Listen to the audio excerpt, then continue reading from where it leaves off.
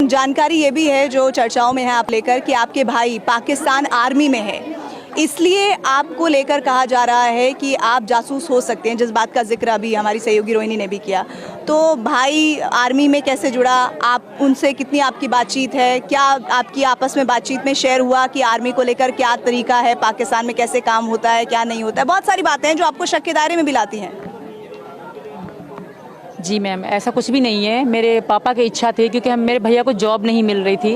मेरे भैया हाइट के लंबे और अच्छे हैं, स्मार्ट हैं, 22 साल के हैं, वो ज़्यादा बड़े भी नहीं हैं। तो उनकी मतलब जॉब नहीं, जो हमारे लड़कों को जॉब नहीं मिलती तो वो फ़ौज में ही भर्ती होते हैं। तो ये मैंने खुद ही सच बताया था, और वो अभी भर्ती हुए 2022 में। अभी वो कंफर्म भी नहीं हुए कि आगे वो जाएंगे कि नहीं। अभी उनकी चल रही है, उनकी ज़्यादा सैलरी भी नहीं थी, अभी वो वाकई फ़ौज में भर्ती हुए हैं। नहीं। और आप हिंदुस्तान में आ चुकी हैं, बताया आपने? नहीं, मैं किसी को, मेरे घर वालों को किसी को पता नहीं था।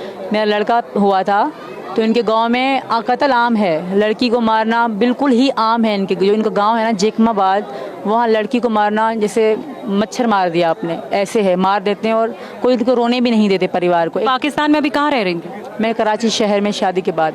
इसी डर से मैं हैदर साहब के साथ रह रही थी। जी, इसी डर से मैंने हैदर से रिक्वेस्ट करी कि हम यहाँ नहीं रहेंगे, क्योंकि कल हमें बच्चे होंगे तो उन पे क्या असर पड़ेगा। वहाँ स्कूल भी नहीं है, पहली बात कोई भी मतलब वो नहीं है, जैसे शहर होता है, बहुत दूर शहर है जेकमाबाद, ये बिल्कुल जंगल में रहते हैं, क्योंकि सब किराए में लड़कियाँ मारते हैं। यहाँ पे आम था लड़की। कितने बच्चे हैं? मेरे 4 बच्चे हैं मैम। तो आप अभी हैदर साहब को, जब बच्चों के बाद तो रह रही थी ना आप कराची में, हैदर साहब के साथ ही रह रही? नहीं, हैदर सऊदी अरब थे, 19 में वो चले गए थे। अब 2019 में चले गए? जी, अब तक नहीं आए थे। और 2019 में ही आप नेपाल गई थी? नहीं, मैं 2023 में आई थी मैम। शुरू में मैं 20 में इनसे मिली थी। शुरू में मेरा कोई इरादा नहीं था कि मैं इनसे इतना प्यार होगा या मैं यहाँ पे आऊँगी, ऐसा कुछ भी नहीं था हमारे बीच। हम खाली फ्रेंड थे, फ्रेंड ही रहे 1 साल 1.5 साल तक। फिर जब मतलब मुझे लगा, और मेरे पापा की डेथ होने के बाद ख़ास तौर, तो मैं अकेली सी हो गई मैम। कब हुई डेथ? उनकी 2022 में हुई थी, दिसंबर में।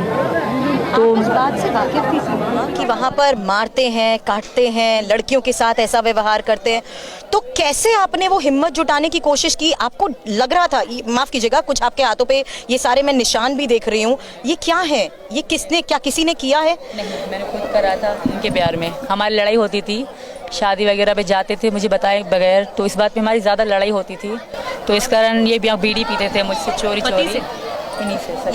ये चोरी छिपे पीते थे? हाँ, तो मुझे इनके दोस्त फ़ोन करके बताते थे कि बीड़ी पी रहे हैं, तो मेरी कसम खाते। तो इस बात पे ज़्यादा मैं ये खुद को जलाती और कब की बात है?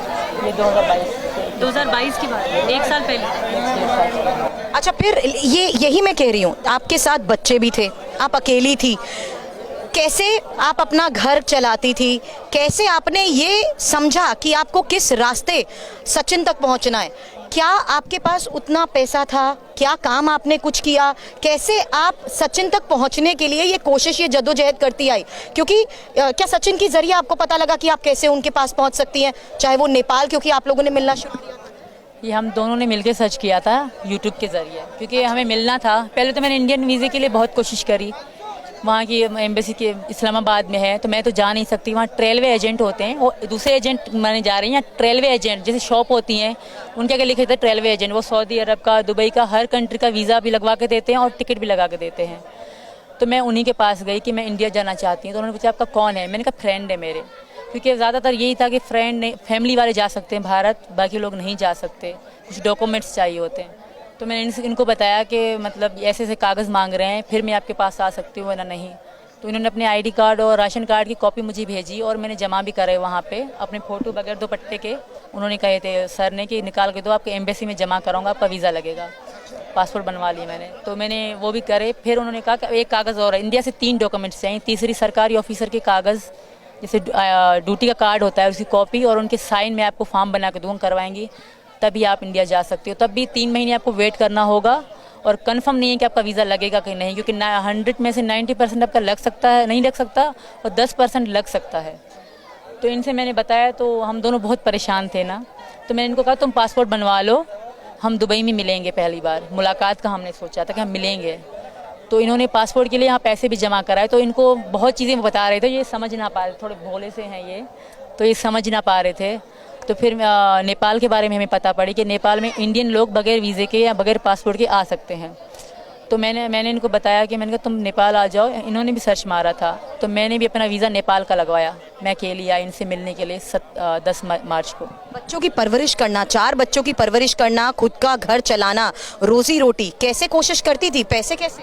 शुरू में तो मेरे पति मुझे देते थे मैम, मैं झूठ नहीं बोलूँगी, जो सच है मैं वही बोलूँगी। मुझे देते रहे, पर रिस्पेक्ट मेरी वो बिल्कुल भी नहीं करते थे। हर बात पे लड़ाई करना, गाली गलौज करना उनकी आदत सी थी। बाहर से परिवार के वीडियोस वगैरह भी देखे हैं और सब यही मानते हैं कि आप बहुत साधारण परिवेश से, साधारण परिवार से आती हैं, इसीलिए आपकी कहानी शायद बहुत सारे लोगों को उत्सुक भी करती है कि ये सब कैसे मुमकिन हो गया। और बहुत ज़्यादा लोग पूछते हैं, उनके मन में ये उत्सुकता आती है कि क्या आप बॉलीवुड की फिल्मों से भी इंस्पायर्ड हैं, कि क्या फिल्में बहुत ज़्यादा देखती हैं, क्योंकि कई बार उनको लगता है कि ये सब शायद हम लोग फिल्मों में ही उम्मीद करते हैं कि ऐसा कोई लड़की कर देगी, वो प्यार में इतनी पागल होगी कि वो सीमाओं को तोड़ते हुए वो ऐसे इधर से उधर चली जाएगी। ये कैसे हो गया, कैसे संभव हो गया? अभी भी बहुत सारे लोगों के लिए मुझे लगता है अनएक्सपेक्टेड है। फिल्में बहुत देखती थी, पर मैं इनको खोना नहीं चाहती थी। एक बार पहले मैंने खो दिया था, वो 2013 की बात कर रही हूँ मैं आपसे। मैं किसी को पसंद करती थी, मेरे कज़न थे वो, तो मैं बहुत उनके लिए दुख दे कि मैं शादी करवा दो। शादी की बात चल रही थी, तो सबको पता पड़ कि पसंद करते हैं तो पसंद एक क्राइम माना जाता है, हमारे यहाँ बहुत बड़ा क्राइम माना जाता है। बलोचों में तो बहुत, मैं बलोच से हूँ, मेरे पति भी बलोच से हैं जो पहले वाले हैं, तो बलोचों में लव करना बहुत बड़ा क्राइम। वहाँ काला काली कहते हैं, जो लड़का अगर पसंद करे काला, लड़की करे तो काली। तो लड़के को तो नहीं मारते, लड़की को मारा जाता है, तो वो रिस्पेक्ट पे बात आती है। और इसी कारण अभी मेरे पति जो चिल्ला रहे हैं, इसी कारण चिल्ला रहे हैं क्योंकि उनकी नज़र में मैं काली हूँ, तो इनके साथ रहना मेरे लिए सही नहीं है। तो वहाँ पे इसी कारण मैम, अभी वहाँ पे काला काली का सिस्टम होता है मैम।